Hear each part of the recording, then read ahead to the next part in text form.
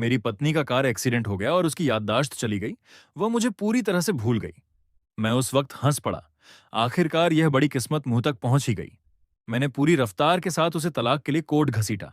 लेकिन मुझे अंदाजा नहीं था कि तलाक का सर्टिफिकेट मिलने के ठीक बाद, जब मैं रिलैक्स होकर अपनी खुशहाल बैचलर लाइफ एंजॉय करने वाला था, उसकी याददाश्त वापस आ गई। डॉक्टर ने माथे पर शिकन लिए टोमोग्राफी रिपोर्ट पकड़ी हुई थी, और जब उसने मेरी ओर देखा तो उसकी आवाज भारी और दबी हुई थी। मिस्टर सांग, स्थिति थोड़ी विशेष है। मिस लिल राण के दिमाग में एक छोटा सा हेमेटोमा है। याददाश्त की नसों पर दबाव पड़ने के कारण उन्हें सिलेक्टिव एमनेशिया हुआ है। मेरा दिल धड़क उठा। मेरा पहला विचार था, खत्म, इस सोने की चिड़िया का कटोरा अब टूट जाएगा। मैंने धीमी आवाज में टटोलते हुए पूछा, वह क्या भूल गई हैं?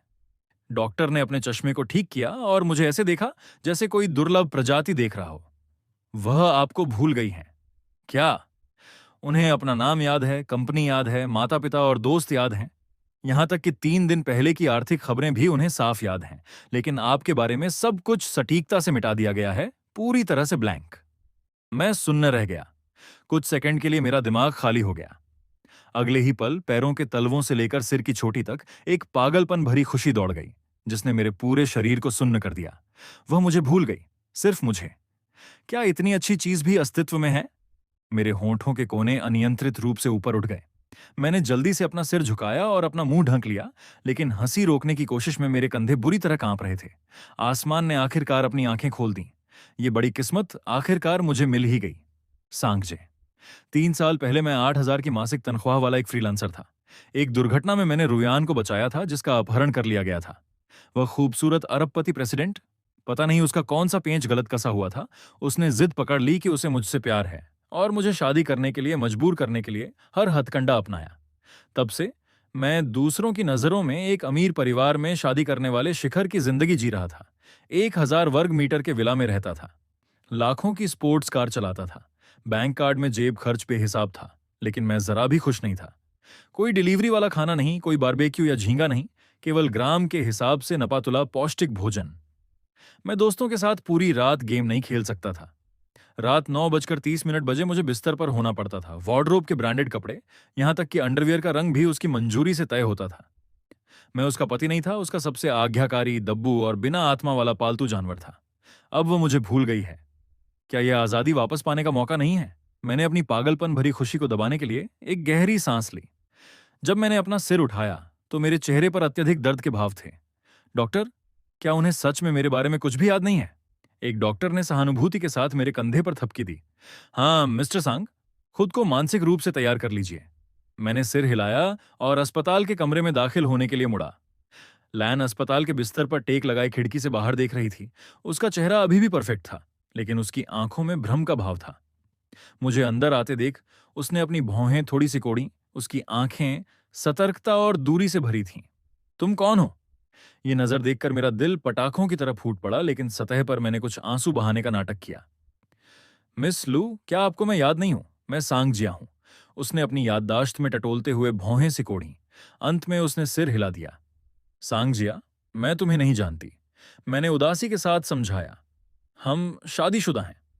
उसकी पुतलियां तेजी से सिकुड़ गईं। चेहरा अविश्वास से भर गया। शादीशुदा? असंभव। मैं तुमसे शादी कैसे कर सकती हूं? उसकी नफरत भरी अभिव्यक्ति देखकर मेरा दिल खुशी से भर गया। मैंने आह भरी शादी का सर्टिफिकेट निकाला और उसे थमा दिया। उसने उसे सख्ती से पकड़ा और फोटो और स्टैम्प देखते ही वह पूरी तरह दंग रह गई। फोटो में वह जबरदस्ती मुस्कुरा रही थी और मैं बेजान लग रहा था। ये सच है, वह बड़बड़ाई। मैंने मौके का फायदा उठाया। मैंने पहले से तैयार स्क्रिप्ट पढ़नी शुरू की। मिस लू, सच तो यह है कि हमारा रिश्ता बहुत पहले ही खत्म हो गया था। आपके एक्सीडेंट से पहले हम तलाक की बात कर रहे थे। विचार मेल नहीं खाते थे। कोई बातचीत नहीं थी। आपको मुश्किल स्थिति में न डालने के लिए मैं अपनी मर्जी से बाहर निकलने को तैयार हूं। उसने हैरानी से सुना। उसका जन्मजात गर्व और दृढ़ संकल्प अभी भी वहीं था। एक आदमी जो तलाक चाहता है, उसे वास्तव में याद रखने की जरूरत नहीं है। उसकी नजर मेरे प्रति धीरे धीरे सतर्कता से सहानुभूति में बदल गई। शायद वह मुझे एक लालची आदमी समझ रही थी जो तलाक के साथ संपत्ति बांटना चाहता है। बहुत बढ़िया, पहचान स्थापित हो गई। तलाक? उसने इन 2 शब्दों को चबाया। तुरंत उसने फिर से प्रेसिडेंट वाला रूप अपना लिया। मेरा वकील आपसे संपर्क करेगा। आपको कितने पैसे चाहिए? कीमत बताओ। एक कड़वी मुस्कान। मुझे कुछ नहीं चाहिए, बस आप सुरक्षित रहें। चलिए, कागजी कार्रवाई जितनी जल्दी हो सके पूरी करते हैं। आपको आजादी देना, मुझे भी आजाद करना है। आगे बढ़ने के लिए पीछे हटने की इस तरकीब ने उसे पूरी तरह उलझा दिया।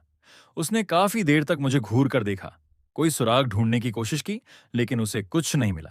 अंत में उसने सिर हिलाया और कहा, ठीक है, जब आप इतनी जिद कर रहे हैं तो कल सुबह 9 बजे कोर्ट के दरवाजे पर मिलते हैं। ओके। मैंने जबरदस्ती मुस्कान बनाई और जोर जोर से सिर हिलाया, इस डर से कि कहीं वह अपना मन न बदल ले। कमरे से बाहर निकलते ही मैं सीढ़ियों पर छिप गया और 300 किलो के बच्चे की तरह हंसा।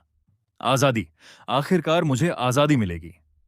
अगले दिन मैं मुर्गे के बांग देने से भी पहले उठ गया, शेव की और वह सूट पहना जो 3 साल से रखा हुआ था। मैंने अपनी पुरानी और घिसी हुई जीन्स निकाल ली। मेरे शरीर की हर कोशिका खुशी से झूम रही थी। लिलरान भी समय पर पहुंच गई, सफेद रंग का शानदार सूट पहने, साथ में वकील और सुरक्षा गार्ड। उसकी मौजूदगी इतनी प्रभावशाली थी कि राहगीर पास आने की हिम्मत भी नहीं कर रहे थे। वह मुझे हमेशा की तरह उसी बर्फीली नजरों से देख रही थी, जैसे किसी बिजनेस प्रोजेक्ट का विश्लेषण कर रही हो। रेजिडेंस रिकॉर्ड लाए हो? लाया हूं, लाया हूं। मैंने दाना चुगते चूजे की तरह सिर हिलाया। मैंने दस्तावेज निकाले और कोर्ट के हॉल में दाखिल हुआ। कर्मचारी ने हमारे पीछे चल रहे काफिले को देखा। चेहरे पर अजीब भाव थे। क्या आप दोनों स्वेच्छा से तलाक लेने आए हैं? इससे पहले कि वह जवाब दे पाती, मैं चिल्लाया, हां, स्वेच्छा से, पूरी तरह स्वैच्छिक। कर्मचारी मेरी चीख से डर गया। लीरुइया ने मुझे अपनी आंखों से भस्म करने वाली नजरों से देखा। मैं तुरंत संभल गया और ऐसे नाटक किया जैसे मुझ पर दबाव डाला जा रहा हो। वह ठंडे स्वर में बोली, हां, स्वैच्छिक। प्रक्रिया असाधारण रूप से सुचारू रही। जब कर्मचारी ने हमें तलाक की 2 लाल किताबें सौंपी तो मेरे हाथ कांप रहे थे। मैंने अपनी किताब को ऐसे पकड़ा जैसे वह कोई दुर्लभ खजाना हो। उसे खोलने और उन 3 सुनहरे अक्षरों को देखने पर, तलाक प्रमाण पत्र, मुझे ऐसा लगा जैसे दैवीय प्रकाश की एक किरण ने मेरे 3 अंधेरे सालों को रोशन कर दिया है। मैं आजाद हूं। अब मैं पिंजरे में बंद पक्षी नहीं, बल्कि आसमान में उड़ने वाला बाज हूं। कोर्ट से बाहर निकलते ही धूप चमक रही थी। मैंने अपनी बाहें खोलीं और आसमान की तरफ देखकर हंसा। हाँ, हे, उसी पल सड़क के किनारे एक ट्रक ने जोर से हॉर्न बजाया, एक कान फोड़ने वाली आवाज। मैं चौंक गया, लेकिन मेरे बगल में खड़ी लिलरान बुरी तरह कांप गई, जैसे उसे किसी हथौड़े से मारा गया हो। उसकी खाली नजर अचानक केंद्रित हो गई। यादों के टुकड़े उसके दिमाग में ज्वार की तरह उमड़ पड़े। हमारी पहली मुलाकात से लेकर उसकी शादी के लिए मजबूरी तक, शादी के 3 साल, यहां तक कि कल तक, जब अस्पताल के कमरे में मैं प्यार से उसे तलाक के लिए मना रहा था। उसकी नजर खालीपन से होश में और सदमे से ठंडक में बदल गई, इतनी ठंडी कि हवा जम जाए। उसने अपना सिर धीरे धीरे इंच दर इंच घुमाया और अपनी आंखें मुझ पर गड़ा दी, जो अभी भी तलाक का सर्टिफिकेट पकड़े हुए था, और चेहरे पर शुद्ध खुशी की मुस्कान थी। फिर उसकी आंखें धीरे से नीचे उतरीं और मेरे हाथ में मौजूद उस छोटी लाल किताब पर ठहर गईं। मेरी मुस्कान तुरंत जम गई। पैरों के तलवों से सिर तक एक सिहरन दौड़ गई। मेरा सारा खून रुक गया। वाट लग गई। लिल रुइया ने मुझे देखा। उसके होंठ थोड़े खुले हुए थे। उसकी आवाज तेज नहीं थी, लेकिन उसने मेरे दिल को बर्फ की चाकू की तरह छेद दिया। सांग जिया, तुम अभी क्या कर रहे थे? मेरा दिमाग सुन्न हो गया। सारी योजनाएं मिट्टी में मिल गईं। मैं क्या कह सकता था कि मैंने उसकी याददाश्त जाने का फायदा उठाकर तलाक के लिए मजबूर किया और आजादी का जश्न मना रहा था।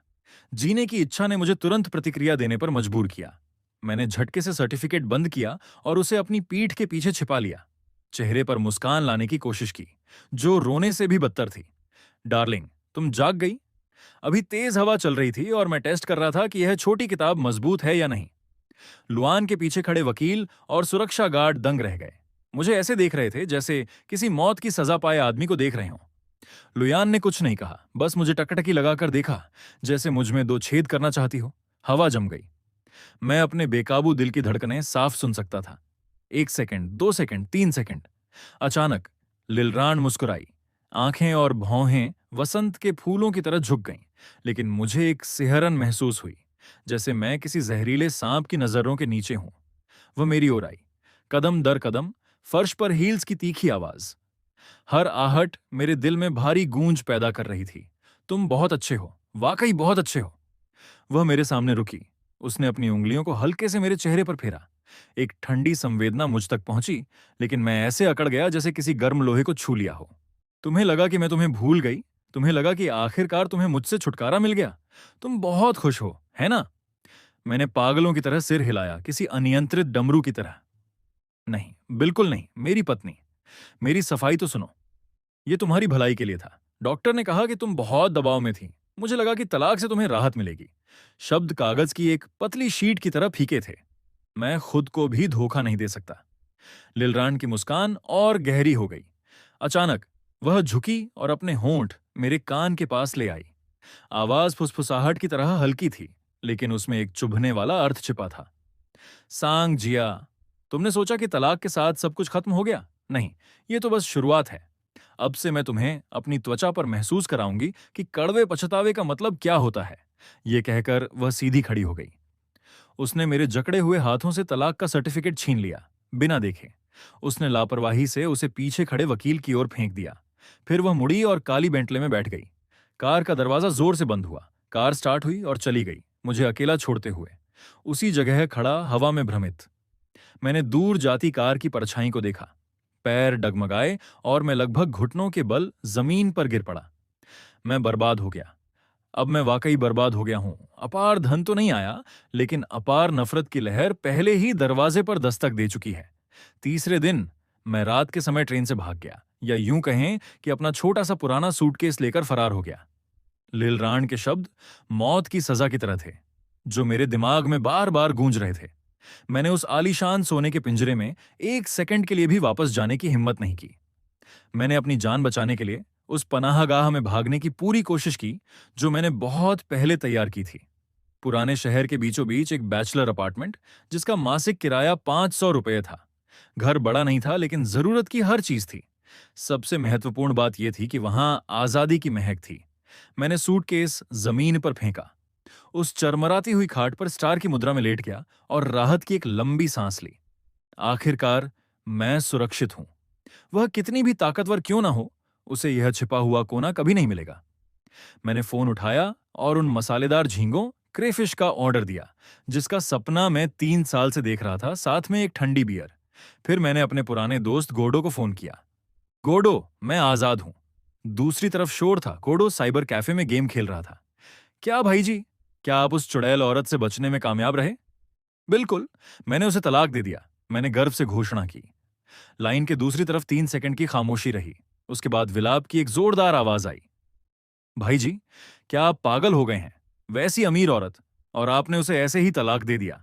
अगर आपको वह नहीं चाहिए तो मुझे दे दो, मैं इस बकवास को स्वीकार कर लूंगा। एक गौरैया एक हंस की महत्वाकांक्षा को कैसे समझ सकती है? तुम नहीं समझोगे। यह आजादी का स्वाद है। अब और कुछ मत कहो। मैंने तुम्हें एड्रेस भेज दिया है। कीबोर्ड ले आओ। आज रात हम तब तक गेम खेलेंगे जब तक थक न जाएं। मैंने फोन काट दिया। मुझे लगा कि मैं शराब, खाने, दोस्तों और गेम्स के साथ जीवन के शिखर पर पहुंच गया हूं। एक आदमी के पास यही जीवन होना चाहिए। आधे घंटे बाद खाना आ गया। मैंने बेसब्री से डिब्बा खोला। लंबे समय से महसूस न की गई वह तीखी खुशबू सांसारिक जीवन की महक में लिपटी हुई मुंह तक पहुंची। मेरी आंखों में जलन होने लगी। मैंने एक चमकता हुआ झींगा छीला और उसे अपने मुंह में डाल लिया। यही स्वाद है, बहुत बढ़िया। घंटी बजी। मुझे लगा कि गोर्डो होगा और मैंने मुंह में झींगा भरे हुए कहा, खुद ही अंदर आ जाओ, दरवाजा बंद नहीं है। दरवाजा खुला, लेकिन जो अंदर आया वह गोर्डो नहीं था। वह एक सुरुचिपूर्ण दिखने वाला व्यक्ति था, जिसने काला सूट और सुनहरे फ्रेम वाला चश्मा पहना हुआ था। मैं सुन्न रह गया। मैंने सहजता से पूछा, तुम कौन हो? तुमने गलत जगह खाना पहुंचा दिया होगा। उस आदमी ने अपना चश्मा ठीक किया और सम्मानपूर्वक सिर झुकाया। उस बरहा चढ़ा कर दिखाए गए शिष्टाचार ने मेरी सेहरन बढ़ा दी। सुप्रभात मिस्टर सांग, मैं मिस ली का असिस्टेंट हूं। मेरा नाम ली है। मुंह में दबा हुआ झींगा एक प्लॉप की आवाज के साथ वापस डिब्बे में गिर गया। मेरी आवाज कांप रही थी। ली, मिस्टर ली, उन्हें कैसे पता चला कि मैं यहां हूं? असिस्टेंट ली हल्का सा मुस्कुराया। उसकी आवाज में एक अचूक निश्चितता थी। मिस्टर सांग, मिस लिलरान के लिए यह जानना कभी मुश्किल नहीं था कि आप कहां हैं। मैंने थूक गिला किया और खुद को शांत करते हुए पूछा, उन्होंने तुम्हें यहां क्या करने भेजा है? मुझे वापस कैद करने के लिए? नहीं, आप गलत समझ रहे हैं। असिस्टेंट ली ने धीरे से अपना सिर हिलाया। मिस लिलरान ने मुझे आपके साथ कुछ चर्चा करने के लिए भेजा है। ये पूरी इमारत मिस लिल रान ने खरीद ली है। मेरा दिमाग सुन्न हो गया। क्या? कृपया इस पर एक नजर डालें। कांपते हाथों से मैंने वह दस्तावेज लिया जिसमें 20 अपमानजनक शर्तें लिखी हुई थीं। हर दिन रात 9 बजे से पहले घर वापस आना, घर से बाहर रात नहीं बिताना, घर के अंदर बारबेक्यू, मसालेदार खाना, झींगा और अन्य अस्वास्थ्यकर भोजन खाना मना है। हर हफ्ते लिलरान द्वारा घर की सफाई का निरीक्षण स्वीकार करना, नियम टूटने पर भारी जुर्माना, बिना अनुमति के किसी को भी रात बिताने के लिए घर नहीं लाना। मेरी आंखों के सामने अंधेरा छा गया। मैं लगभग गिर ही पड़ा। यह रेंट एग्रीमेंट नहीं है, यह तो साफ तौर पर जेल का अनुशासन कोड है। मैंने मेज पर जोर से कॉन्ट्रैक्ट पटका और दांत पीसते हुए कहा, मैं साइन नहीं करूंगा। मैं ये घर किराए पर नहीं लूंगा। मैं अभी जा रहा हूं। असिस्टेंट ली अभी भी विनम्र था, लेकिन उसका लहजा सख्त था। मुझे डर है कि यह संभव नहीं होगा। मिस्टर सांग, मिस लू ने शहर की सभी रियल एस्टेट कंपनियों को खरीद लिया है और सख्त आदेश दिया है। शहर का कोई भी मालिक आपको घर किराए पर नहीं देगा। मैं पूरी तरह दंग रह गया। हे भगवान, इतना कट्टरपन, सिर्फ इसलिए कि मैं घर किराए पर न ले सकूं। मैं आखिरकार समझ गया। लील राण मुझे वापस कैद नहीं करना चाहती, बल्कि वह मुझे यहीं कैद करके मेरी जिंदगी को कंट्रोल करना चाहती है।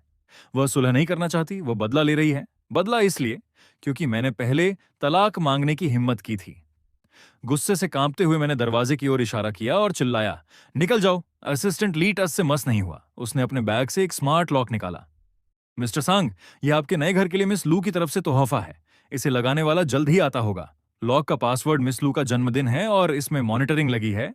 हर बार जब आप बाहर जाएंगे या वापस आएंगे, मिस लू को रियल टाइम अलर्ट मिलेगा। उसने लॉक मेज पर रखा और फिर से झुककर अभिवादन किया। मिस्टर सांग, कृपया आराम करें। और कुछ? वह दरवाजे तक गया, मुड़ा और मेज पर रखे झींगों की ओर इशारा किया, जैसे याद दिला रहा हो कि यह मना है। मेरा रोने का मन कर रहा था। उसी पल फोन वाइब्रेट हुआ। लिलरान का मैसेज था। क्या तुम्हें अपना नया घर पसंद आया जो मैंने तुम्हें दिया है? मेरा दिमाग पूरी तरह से ठप हो गया।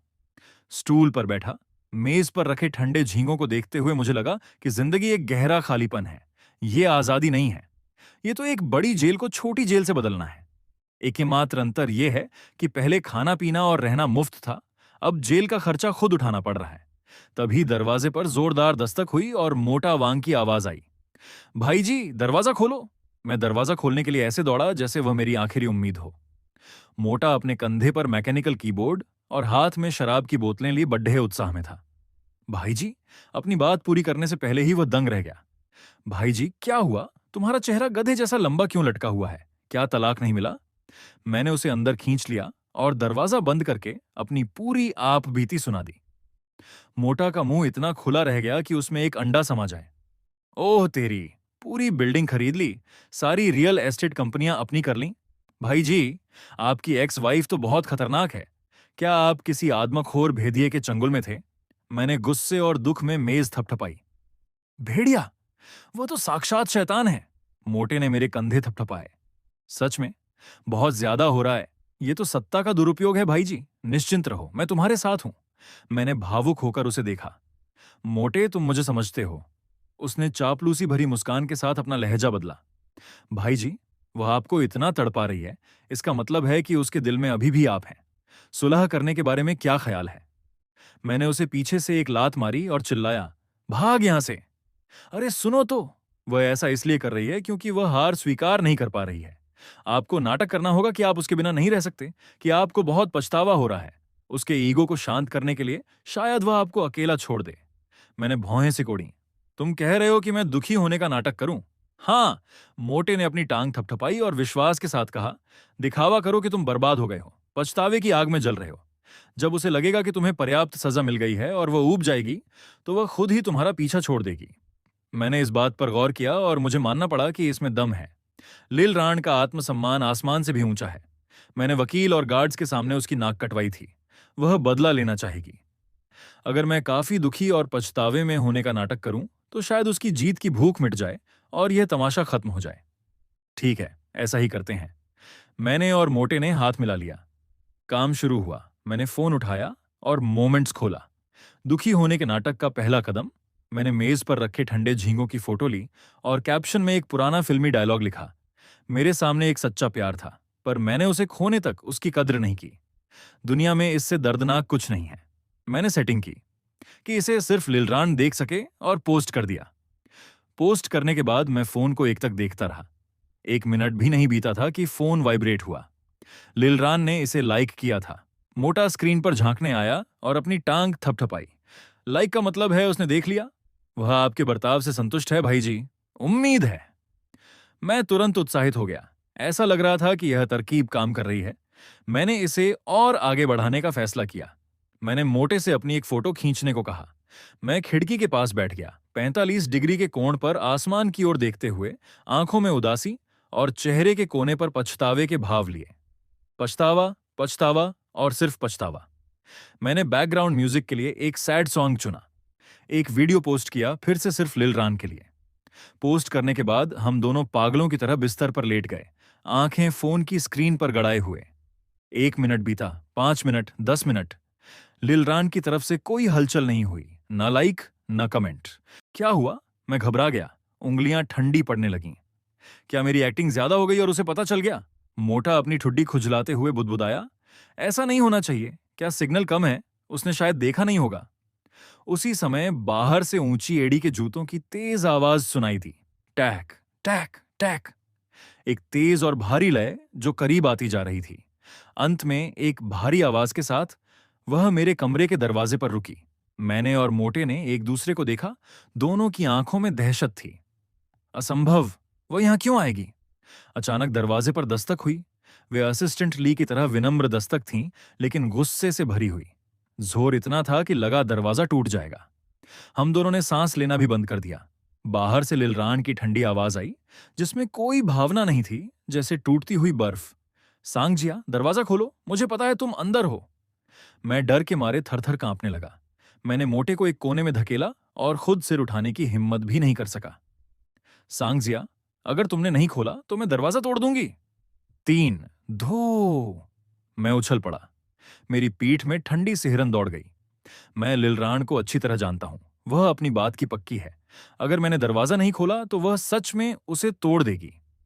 मैं लड़खड़ाते हुए वहां पहुंचा और कांपती उंगलियों से बड़ी मुश्किल से दरवाजा थोड़ा सा खोला।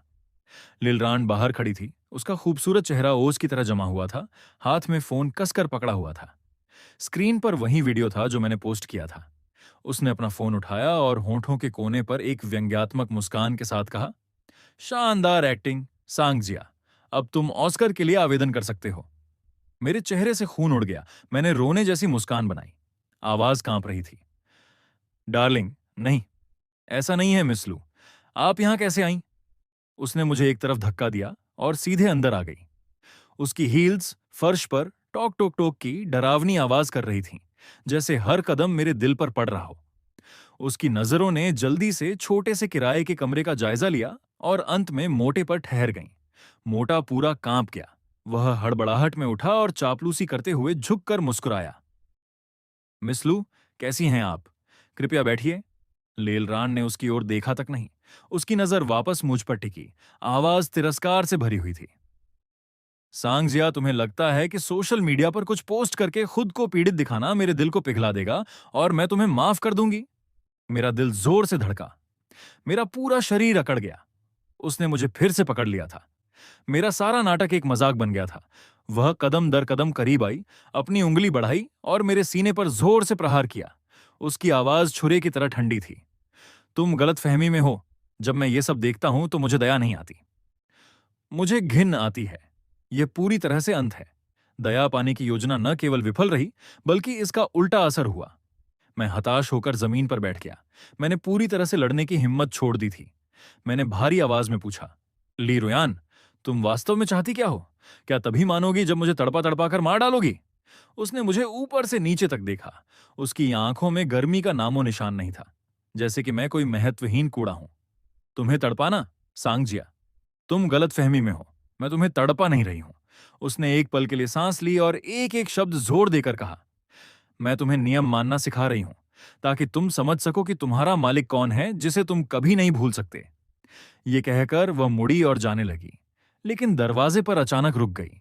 उसने पीछे मुड़कर कोने में दुबके हुए मोटे वांग को ठंडी नजरों से देखा और चेतावनी भरे लहजे में कहा, और तुम अगर तुमने इसे फिर से ऐसे बुरे विचार दिए तो मैं कसम खाती हूं कि मैं तुम्हें इस शहर में ईंट ढोने की नौकरी भी नहीं मिलने दूंगी। मोटा डर के मारे पीला पड़ गया और ऐसे सिर हिलाने लगा जैसे मूसल हवन दस्ता चल रहा हो। उसकी आवाज कांप रही थी। मैं अब ऐसा नहीं करूंगा, बिल्कुल नहीं। मिस लेल, मुझे माफ कर दीजिए, मैं फिर कभी ऐसा नहीं करूंगा। ली रुयान ने ठंडी आह भरी, हाथ उठाया और दरवाजा धड़ाम से बंद कर दिया, जिससे पूरी दीवार हिल गई। कमरा अचानक शांत हो गया। वहां सिर्फ मैं और मोटा वांग बचे थे, दो हताश आदमी जो सांस लेने की भी हिम्मत नहीं जुटा पा रहे थे। कुछ देर बाद मोटे वांग ने रोने जैसा चेहरा बनाया। उसकी आवाज कड़वी थी। भाई जी, ये औरत बहुत क्रूर है ना? उसमें तनिक भी दया नहीं है। मैंने कड़वी मुस्कान के साथ सिर हिलाया। मेरी आवाज में बेबसी और दुख था। अब तुम्हें पता चला ना कि मेरे लिए ये 3 साल कैसे बीते? मोटे वांग ने अब भी डरे हुए भाव के साथ अपनी छाती पीटी, सहानुभूति जताते हुए। पता चल गया भाई जी, तुमने वास्तव में बहुत सहा है। ऐसे नहीं चल सकता। हम हमेशा के लिए ऐसे नहीं जी सकते। मैं अचानक जमीन से उठा। मेरी आंखों में जिद्द की चमक थी। मुझे नौकरी ढूंढनी ही होगी। अगर मैं आर्थिक रूप से स्वतंत्र हो गया तो मैं कभी उसकी परवाह नहीं करूंगा। मैं कभी उसके नाक के नीचे नहीं जीऊंगा। मोटे वांग ने चिंता के साथ मुझे रोका। लेकिन भाई जी, उसने तो सभी प्लेसमेंट एजेंसियां खरीद ली हैं और उसने यह भी कहा था कि वह तुम्हें पूरी तरह बर्बाद कर देगी। नौकरी ढूंढना बहुत मुश्किल होगा। मैंने एक ठंडी हंसी हंसी, जो चुनौती से भरी थी। वह सारी बड़ी कंपनियों को खरीद सकती है, लेकिन क्या वह गली मोहल्ले की छोटी दुकानों को भी खरीद सकती है? मुझे विश्वास नहीं होता। मैं बर्तन धो सकता हूं, किसी छोटे रेस्टोरेंट में वेटर का काम कर सकता हूं। क्या वह पूरा रेस्टोरेंट ही खरीद लेगी? अगले दिन मैं बहुत सुबह अपने आधार कार्ड रो के साथ घर से निकला, आधिकारिक तौर पर नौकरी की तलाश में। लेकिन हकीकत ने मेरे मुंह पर तमाचा मार दिया। मैं बहुत मासूम था। मैंने पूरी सुबह तलाश की। मैं 10 से ज्यादा छोटे रेस्टोरेंट, कन्वीनियंस स्टोर और कार वॉश सेंटर्स पर गया। शुरुआत में मालिक मुझे हट्टा कट्टा और फुर्तीला देखकर बहुत विनम्र थे, लेकिन जैसे ही उन्होंने सांगजिया नाम सुना या मेरा आईडी कार्ड देखा, उनका रवैया 180 डिग्री बदल गया। उनकी आवाज भी बनावटी हो गई। माफ कीजिए, लेकिन हम यहां इसे कंफर्म नहीं कर सकते। हमारी दुकान बहुत छोटी है। आप जैसे बड़ी हस्ती वाले व्यक्ति के लिए यहां जगह नहीं है भाई। मुझे बार बार मना किया गया। मैं हमेशा खाली हाथ और निराश होकर लौटा, यहां तक कि पानी का एक घूंट भी नहीं पी पाया। दोपहर तक मुझे पूरी तरह समझ आ गया था। ली रुयान का बहिष्कार, बायकॉट का आदेश मेरी कल्पना से कहीं ज्यादा व्यापक था। उसे किसी रिक्रूटमेंट एजेंसी की जरूरत नहीं थी। उसके बड़े वकील ने सीधे अपनी किसी तरह की पहुंच का इस्तेमाल करके मेरी व्यक्तिगत जानकारी को एक अनऑफिशियल ब्लैकलिस्ट में डाल दिया था। कोई भी नियोक्ता अगर चेक करना चाहे तो उसे पता चल जाता, सांगजिया, इस व्यक्ति को नौकरी पर रखना मना है। ये शब्द बहुत क्रूर हैं। ये चारों तरफ से बुना हुआ एक ऐसा जाल है जो मेरे हर रास्ते को बंद कर रहा है। अपने थके हुए शरीर को घसीटते हुए मैं सड़क के किनारे बैठ गया और ट्रैफिक को देखने लगा। भीड़ बह रही थी। मेरा दिल खालीपन से भरा था। सांस लेना भी भारी लग रहा था। क्या वह वाकई मुझे ऐसे ही कैद रखेगी, पूरी जिंदगी उसके नियंत्रण में? जिस पल मेरा दिल हताश था और मैं लगभग हार मानने वाला था, पीले रंग की वर्दी पहने एक डिलीवरी वाला अपनी इलेक्ट्रिक बाइक पर मेरे सामने आकर रुका। उसने फोन देखा, फिर मुझे स्कैन किया और पूछा, दोस्त, क्या तुमने स्ट्रगल कॉम्बो ऑर्डर किया है? मैं हैरान रह गया। मैंने स्वाभाविक रूप से सिर हिलाया। मैंने कोई खाना ऑर्डर नहीं किया है। क्या तुमने पता गलत नहीं ले लिया? डिलीवरी वाले ने मुस्कुराकर मुझे लंच बॉक्स थमा दिया। सब सही है। ली नाम की एक महिला ने तुम्हारे लिए ऑर्डर किया है। उसने कहा कि तुम नौकरी ढूंढते ढूंढते थक गए हो, तो कुछ खा लो और अपनी एनर्जी वापस पाओ। मेरा दिल बैठ गया। मैंने झटके से लंच बॉक्स खोला। अंदर सिर्फ एक सख्त और सूखा हुआ ब्रेड का टुकड़ा था और थोड़े से अचार थे। लंच बॉक्स के ढक्कन पर ली रुयान की असाधारण और थोड़ी अहंकारी लिखावट में एक नोट था। कैसा महसूस हो रहा है नौकरी न मिलने पर? क्या अब पछतावा शुरू हो गया है? बस एक बार प्लीज कह दो, मैं तुम्हें एक अच्छी नौकरी दे दूंगी। मेरे दिल के अंदर से आग की एक लहर उठी, जिसने मेरे पूरे शरीर को जला दिया और उसे कांपने पर मजबूर कर दिया। मैंने लंच बॉक्स को जोर से जमीन पर दे मारा। डिब्बे के टूटने की आवाज बहुत तेज थी। मैंने आसमान की ओर मुंह करके एक हताश और गुस्से भरी दहाड़ मारी। वहां से गुजर रहे लोग मेरी तरफ मुड़कर देखने लगे। उनकी आंखों में हैरानी और बेरुखी थी। वे मुझे ऐसे देख रहे थे जैसे कोई पागल हो, लेकिन मुझे परवाह नहीं थी। मुझे अब और किसी चीज की परवाह नहीं थी। मुझे बस इतना महसूस हो रहा था कि ये औरत मुझे पागल कर रही है। उसे प्लीज मांगना नामुमकिन।